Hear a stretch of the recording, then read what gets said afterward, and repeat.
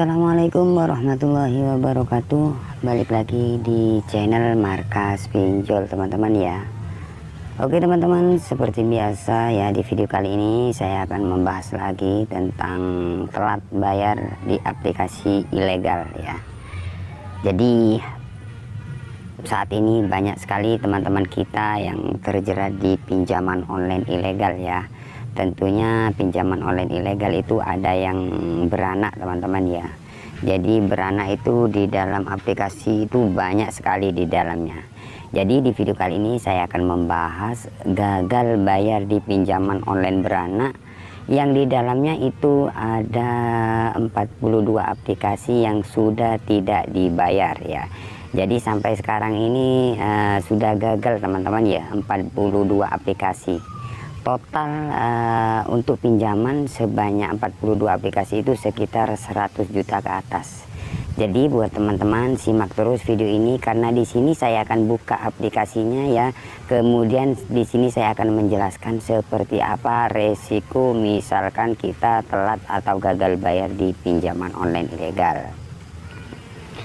Oke teman-teman, sebelum kita lanjut atau kita buka aplikasinya, yang baru menemukan channel ini ya, buat teman-teman jangan lupa tekan tombol subscribe-nya ya, agar kalian tidak ketinggalan info terbaru dari channel kami. Oke, tanpa basa-basi teman-teman ya, langsung saja di sini saya akan buka aplikasinya.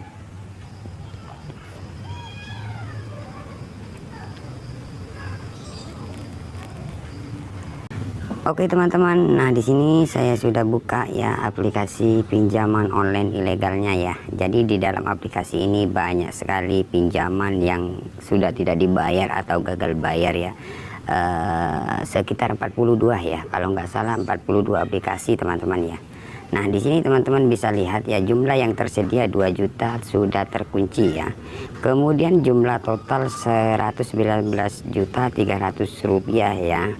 Limit yang digunakan 119.300. Nah, di sini saya tidak mengajarkan kalian untuk gagal bayar, tidak. Di sini saya cuman berbagi ya, karena banyak teman-teman kita yang saat ini terjerat di pinjaman online ilegal yang panik dan ketakutan, takut datanya disebar. Seperti itu teman-teman ya. Oke, langsung saja di sini saya buka pembayaran ya. Oke teman-teman, nah di sini teman-teman, di sini sudah saya buka ya. Nah jatuh tempo teman-teman bisa lihat di bagian warna merah ini ada 42 aplikasi, artinya sudah telat teman-teman ya.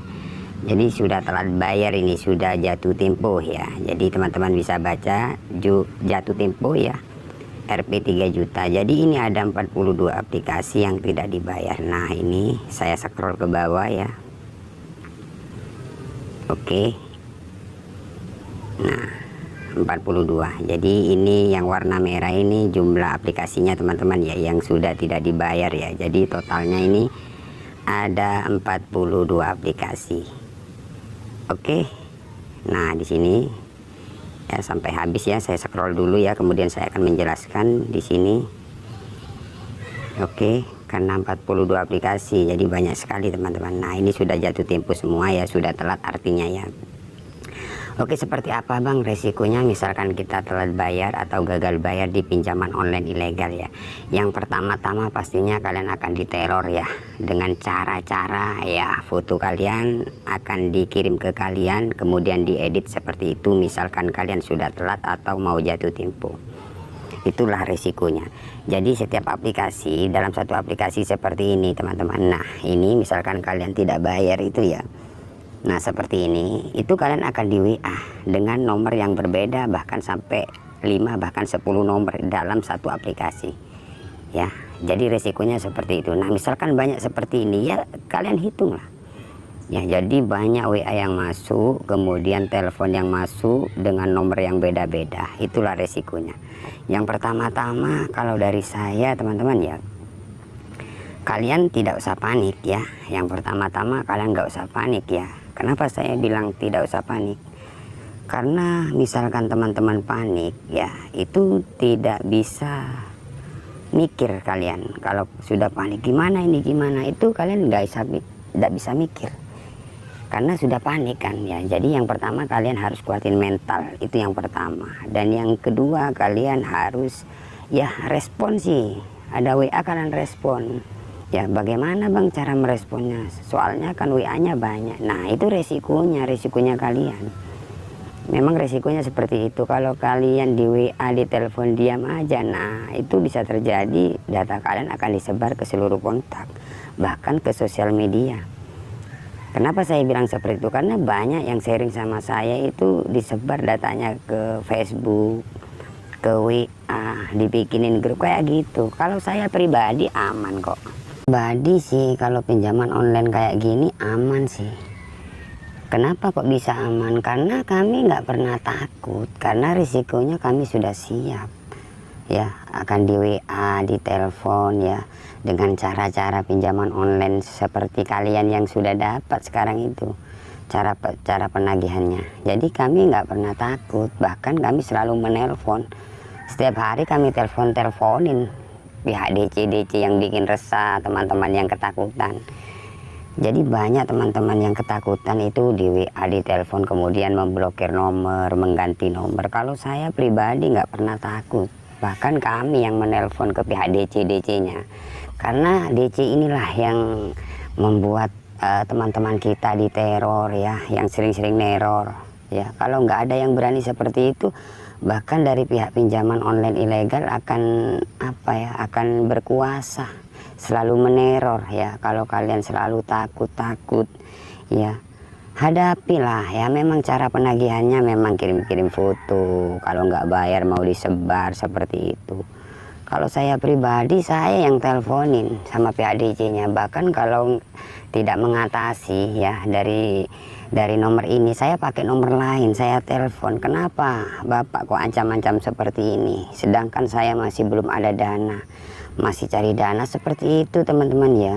Jangan kalian langsung takut, panik. Nah kalau kalian takut dan panik seperti itu, kalian ya semakin diteror. Dari pihak pinjolnya tahu kalau kalian itu ketakutan dan panik ya.